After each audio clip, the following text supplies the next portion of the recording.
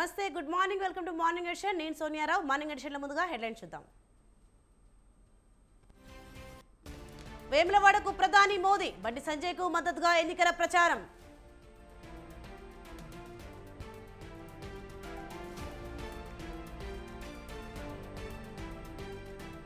తెలంగాణకు క్యూ కట్టిన బీజేపీ అగ్రనేతలు, రేపు అమిత్ షా, రాజ్నాథ్ సింగ్ ప్రచారం.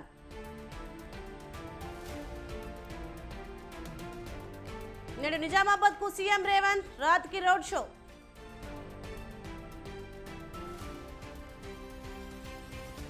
కొనసాగుతున్న కేసీఆర్ బస్సు యాత్ర, నర్సాపూర్ పటాన్ చెరువులో కార్నర్ మీటింగ్. రాజస్థాన్ రాయల్స్ పై ఢిల్లీ విజయం, 20 పరుగుల తేడాతో గెలుపు.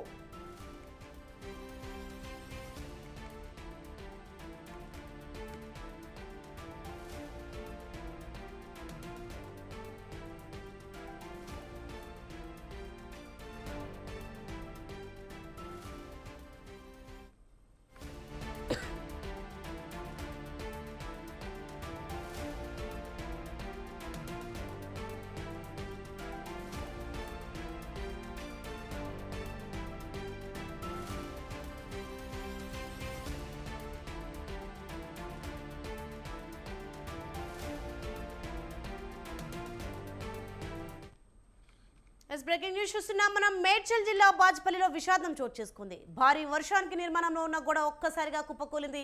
ఈ ఘటనలో 7 కార్మికులు మృతి చెందారు. మృతులు ఒడిశా, ఛత్తీస్గఢ్ రాష్ట్రాలకు చెందిన వారిగా గుర్తించారు. మృతదేహాలను పోలీసులు, జీహెచ్ఎంసీ, సిఎన్డీఆర్ఎఫ్ సిబ్బందికి వెలికితీసింది.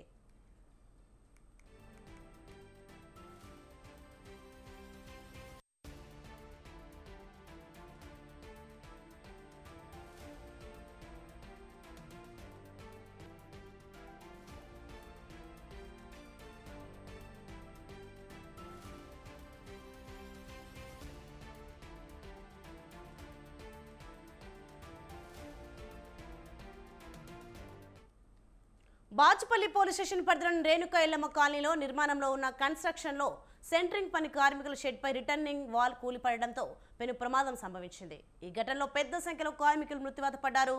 ఘటన సమాచారం అందుకున్న పోలీసులు, జీహెచ్ఎంసీ, ఎన్డీఆర్ఎఫ్ సిబ్బంది జేసీబీల సాయంతో 7 మృతదేహాలను వెలికితీశారు. మృత్యువాత పడిన కార్మికులు ఒడిశా, ఛత్తీస్గఢ్ రాష్ట్రాలకు చెందిన వారిగా గుర్తించారు.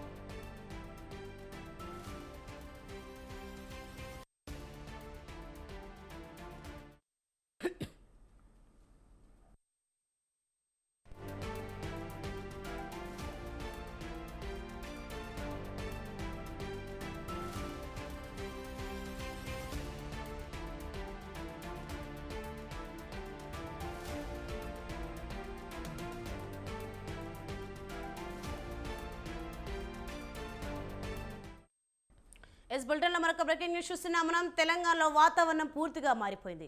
పలు జిల్లాల్లో భారీ వర్షాలు పడుతున్నాయి. తీవ్ర ఎండలు ఉక్కపోతూ అలాడుతున్న తెలంగాణ ప్రజలకు ఉపశమనం లభించింది. మరో 4 రోజుల పాటు భారీ నుంచి అతి భారీ వర్షాలు పడతాయని వాతావరణ శాఖ హెచ్చరికలు జారీ చేసింది. నిన్నటి నుంచి హైదరాబాద్తో పాటు తెలంగాణ రాష్ట్ర వ్యాప్తంగా వర్షాలు కురుస్తున్నాయి. ఈ నేపథ్యంలో మరో 4 రోజుల పాటు ఇదే పరిస్థితి కొనసాగుతుందని హైదరాబాద్ వాతావరణ శాఖ హెచ్చరించింది. కాబట్టి జనాలు చాలా జాగ్రత్తగా ఉండాలని స్పష్టం చేసింది.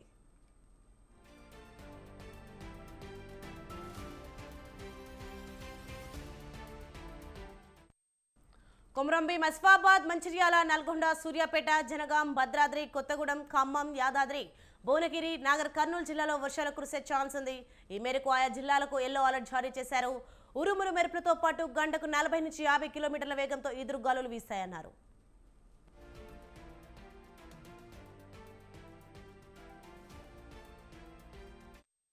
మంగళవారం హైదరాబాద్తో పాటు పలు జిల్లాల్లో భారీ వర్షాలు కురిశాయి. ఈదురుగాలులతో పాటు వడగళ్ల వాన కురిసింది. హైదరాబాద్ నగరంలో రికార్డు స్థాయిలో అత్యధిక వర్షపాతం నమోదైంది. రాష్ట్రంలోనే అత్యధికంగా మియాపూర్లో 13.3, కూకట్పల్లిలో 11.2 సెంటీమీటర్ల వర్షం కురిసింది.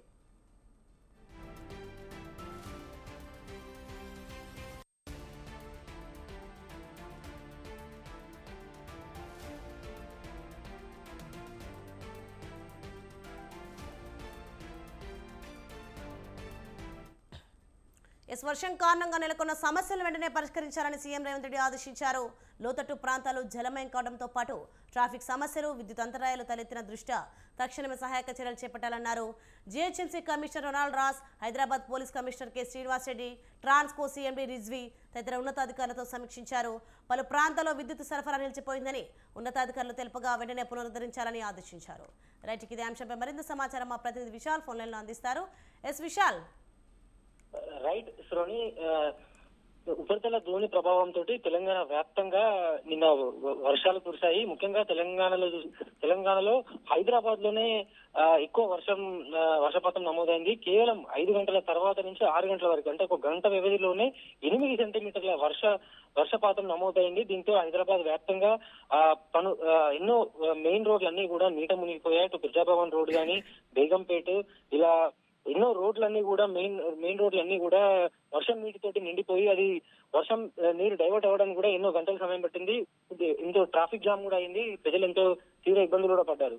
ఇక తెలంగాణ వ్యాప్తంగా కూడా ఉరుములు, అదేవిధంగా మెరుపులతో కూడిన వర్షాలు మరో 3-4 రోజుల పాటు ఉంటాయని, కాకపోతే ఈ రోజు రేపు ఎక్కువ ఉండే అవకాశం ఉందని వాతావరణ అధికారులు తెలిపారు.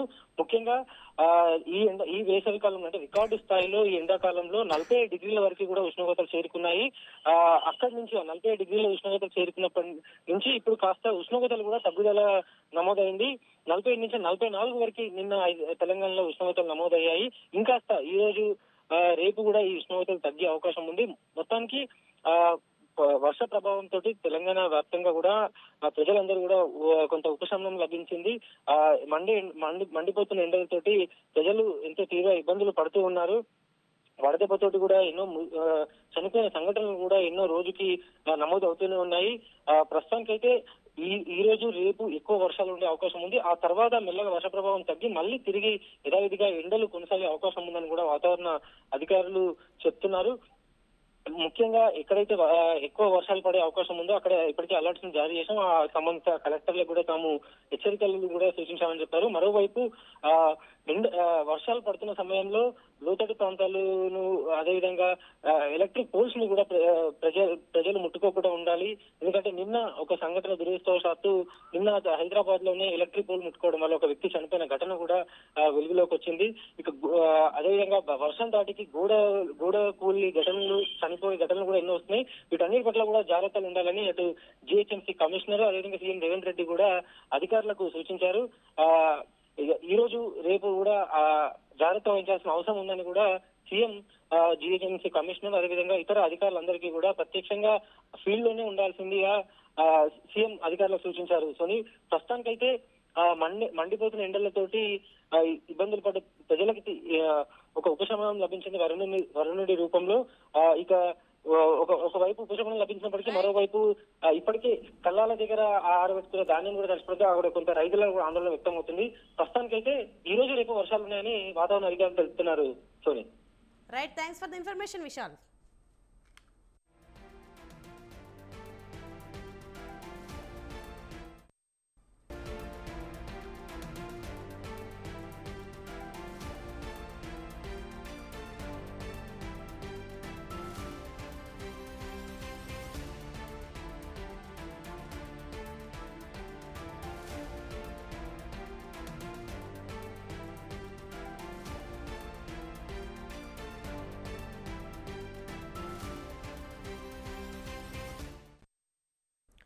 బ్రేకింగ్ న్యూస్ చూస్తున్నాం. ప్రధాని నరేంద్ర మోడీ ఇవాళ మరోసారి తెలంగాణ పర్యటనకు వస్తున్నారు.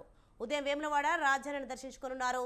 వేములవాడ వరంగల్లో నిర్వహించే బహిరంగ సభలలో పాల్గొని ప్రసంగించనున్నారు.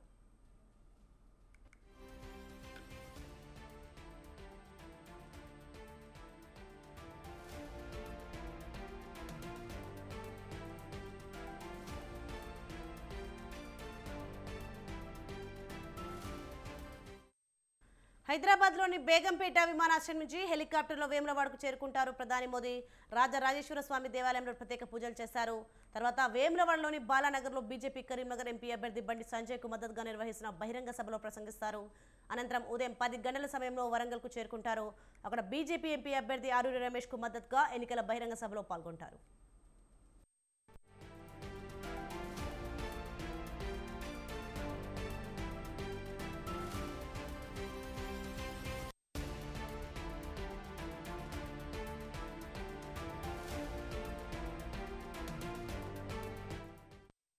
ప్రధాని మోదీ పర్యటన నేపథ్యంలో పకడ్బందీగా భద్రతా ఏర్పాట్లు చేశారు. ఆలయ పరిసరాలను ఎస్పీజీ తమ ఆధీనంలోకి తీసుకుంది. ఆలయ సమీపంలోని ఎత్తైన భవనాలపై ప్రత్యేకంగా నిఘా పెట్టారు. ఇక ఎంపీ బండి సంజయ్ ఆధ్వర్యంలో ప్రధాని సభ కోసం బాలానగర్ ప్రాంతంలో భారీగా ఏర్పాట్లు చేశారు. వేములవాడ ఆలయానికి వస్తున్న తొలి ప్రధాని మోదీయే కావడం విశేషం.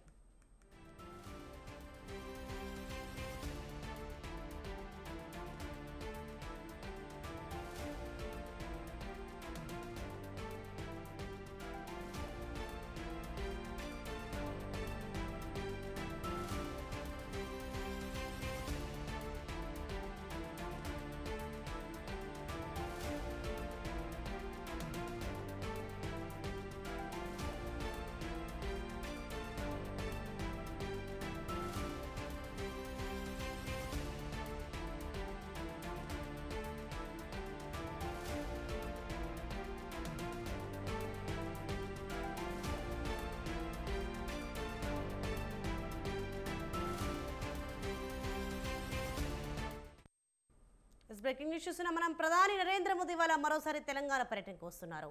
ఉదయం వేములవాడ రాజధానిని దర్శించుకోనున్నారు. వేములవాడ వరంగల్లో నిర్వహించే బహిరంగ సభలో పాల్గొని ప్రసంగించున్నారు. రైట్, ఇదే అంశంపై మరింత సమాచారం మా ప్రతినిధి శ్రీనివాస్ అందిస్తారు. ఎస్ శ్రీనివాస్. తెలంగాణలో ఎన్నికల వేడి మరింత పెరిగిందని చెప్పవచ్చు. ఎన్నికలు సమీపిస్తున్న కొద్దీ బీజేపీ అభ్యర్థుల గెలుపు కోసం ప్రధాని నరేంద్ర మోడీ, కేంద్ర హోంశాఖ మంత్రి అమిత్ షాతో పాటు అగ్రనేతలందరూ తెలంగాణ వైపు చూపడుతున్నారని చెప్పవచ్చు. ఈ రోజు ప్రధాని నరేంద్ర మోడీ బహిరంగ సభలు 2 చోట్ల నిర్వహిస్తున్నారు. ఈ రోజు ఉదయం ప్రధాని హైదరాబాద్ నుండి ప్రత్యేక విమానంలో వేములవాడ చేరుకుంటారు. అక్కడ వేములవాడలో రాజరాజేశ్వర స్వామి దేవాలయంలో ప్రత్యేక పూజలు నిర్వహించిన తర్వాత 10 గంటలకు వేములవాడలో జరిగేటువంటి బహిరంగ సభలో పాల్గొని జాతీయ ప్రధాన కార్యదర్శి మాజీ అధ్యక్షుడు బండి సంజయ్ గెలుపు కోసం పెద్ద ఎత్తున ఏర్పాటు చేసినటువంటి బహిరంగ సభలో ప్రధాని పాల్గొని ప్రసంగిస్తున్నారు.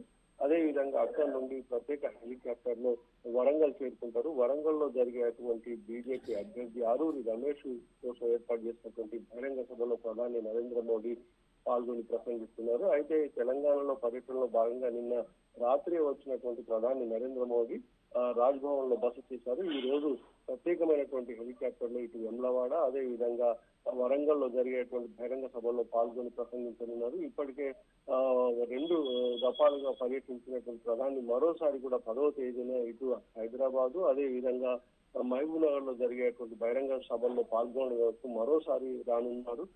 రేపు కూడా కేంద్ర హోంశాఖ మంత్రి అమిత్ షా హైదరాబాద్ తెలంగాణలో పర్యటించున్నారు. మొత్తంగా బీజేపీ అగ్రనేతలు ప్రధానమంత్రి నరేంద్ర మోడీ అదేవిధంగా కేంద్ర హోంమంత్రి అమిత్ షా అదేవిధంగా రక్షణ శాఖ మంత్రి రాజ్నాథ్ సింగ్ లాంటి ముఖ్య నేతలందరూ తెలంగాణపై ప్రత్యేక దృష్టి సారించని చెప్పవచ్చు. ఈ రోజు జరుగుతున్నటువంటి వేములవాడలో జరుగుతున్నటువంటి బహిరంగ సభలో అదే విధంగా వరంగల్ లో జరుగుతున్నటువంటి బహిరంగ సభలో ప్రధాని నరేంద్ర మోడీ పాల్గొని తిరిగి ప్రత్యేక విమానంలో ఢిల్లీ చేరుకుంటారని చెప్పవచ్చు. Right, thank you Srinivas.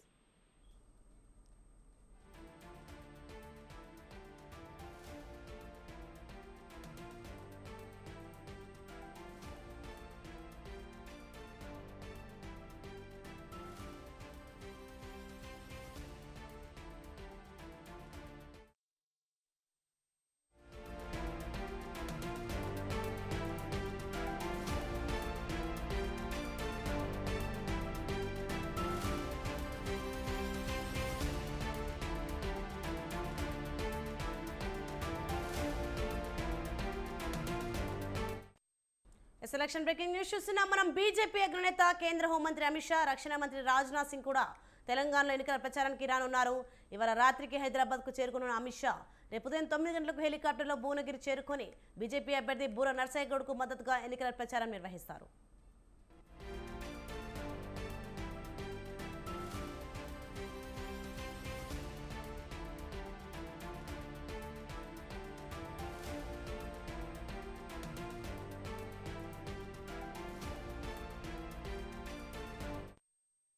మరోవైపు ఇవాళ రాత్రి హైదరాబాద్ చేరుకున్నారు కేంద్ర రక్షణ శాఖ మంత్రి రాజ్నాథ్ సింగ్. రేపు ఉదయం 9 గంటలకు వరంగల్లో, 11 గంటలకు జహీరాబాద్ లోక్సభ అభ్యర్థి బీబీ పాటిల్కు మద్దతుగా బాన్సవాలో నిర్వహించే బహిరంగ సభల్లో పాల్గొంటారు.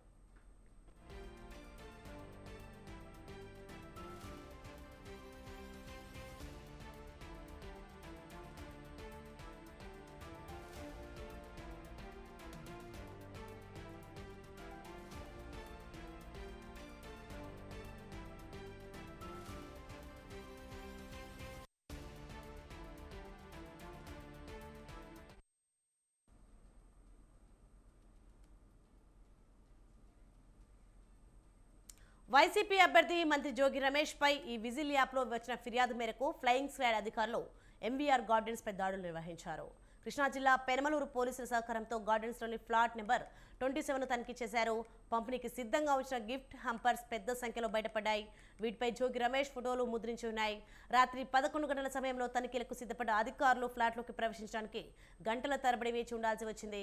ఎంతసేపటికి ఫ్లాట్ తలుపులు తెరవకపోవడంతో తాళాలు పగలగొట్టి పోలీసుల్లోనికి ప్రవేశించగా ఈ తాయిలాల గుట్టు రట్టయింది. గిఫ్ట్ హ్యాంపర్లను స్వాధీనం చేసుకున్న పోలీసులు విచారణ చేపట్టారు.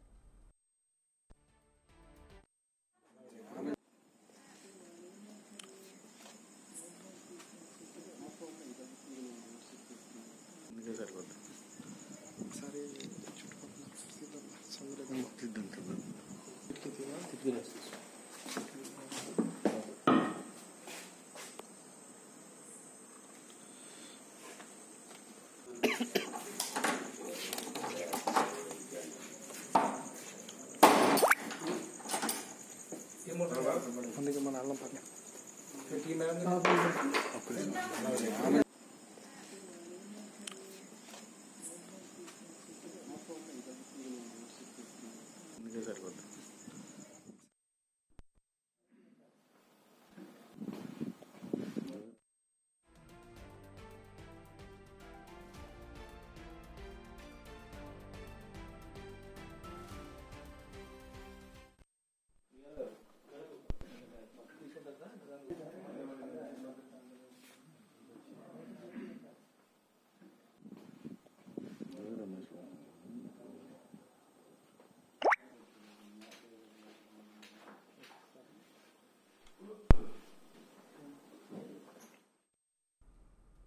బీఆర్ఎస్ అధినేత కేసీఆర్ బస్సు యాత్ర చాలా విజయవంతంగా కొనసాగుతోంది. ఇవాళ మెదక్, సంగారెడ్డి జిల్లాలో రెండో రోజు కొనసాగనుంది.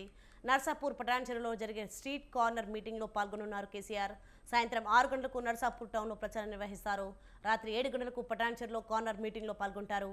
ఈ సందర్భంగా రేవంత్ సర్కారే టార్గెట్గా ప్రచారం నిర్వహించనున్నారు గులాబీ బాస్.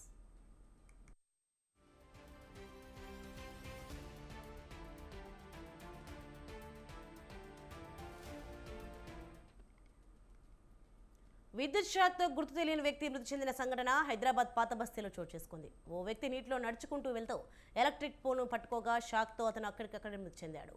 సమాచారం అందుకున్న స్థానిక ఎమ్మెల్యే, విద్యుత్ శాఖ అధికారులు ఘటనా స్థలానికి చేరుకుని వివరాలు సేకరిస్తున్నారు. దీనిపై కేసు నమోదు చేసుకుని దర్యాప్తు ముమ్మరం చేశారు.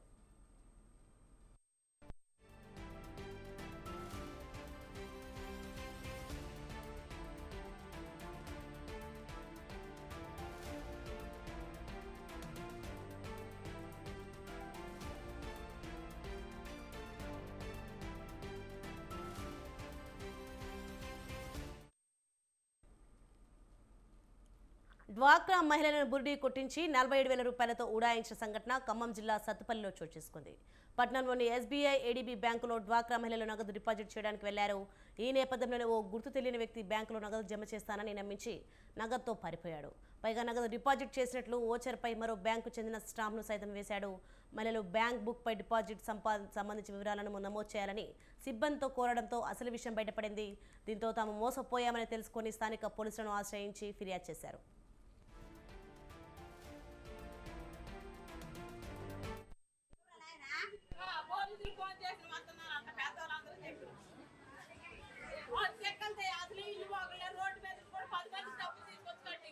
కూర్చొని ఉంటే డబ్బులు రాకుండా తీసుకెళ్ళి లోన్ వేస్తున్నారు రామ్మని తీసిపోతే నేను ఎదురుగానే వెళ్ళి లోన్కి లోన్కి వెళ్తే వాచర్లు తెచ్చాడు కాబట్టి లోన్ తెచ్చి వాచర్ మీద రాసి తాగమ్మా నాన్న రాసిస్తుంటే ఇక నేను రాసిస్తలే అనుకున్నాను. ఎంత డబ్బులు వేసేదని అన్నాం. 47,000 అప్పులో 2 అది పసుపులోనే 2,000 అప్పులో మిగతా డబ్బులు అని చెప్పి అని నేను పట్టుకొని ఉన్నాను. ఇద్దే లెక్క వేస్తే నీకు లెక్క కూడా వేయట్లేదు అని చేతిలో తీసుకొని లెక్క వేసి ఆగు లోన్ పోయి వేద్దాము అని లోన్ పోయి బయటకు వచ్చి పుస్తకాలు పిండి పెట్టించిరా పట్టేయని చెప్పి వెళ్ళిపోయింది. లోన్ పోయి బయటకు వచ్చేళ్ళకి వెళ్ళిపోయింది. ఆ సార్ అంటే పర్లేదు అమ్మా ఏంటి డబ్బులు వేసినా లేదా అని అన్నాను. ఆ సార్ అని వాళ్ళకే నేను మళ్ళీ ఊరికి గబగబా వచ్చేళ్ళకి లేనే లేదు. కూర్చొని ఉంటే డబ్బులు రాకుండా తీసుకెళ్ళి లోన్ వేస్తున్నారు రామ్మని తీసిపోతే నేను ఎదురుగానే వెళ్ళి లోన్కి వెళ్తే వాచర్లు తెచ్చాడు కాబట్టి లోన్ తెచ్చి వాచర్ మీద రాసి తాగమ్మా నాన్న రాసిస్తుంటే ఇక నేను రాసిస్తలే అనుకున్నాను. ఎంత డబ్బులు వేసేదని అన్నాం. 47,000 అప్పులో 2 అది పసుపులోనే 2,000 అప్పులో మిగతా డబ్బులు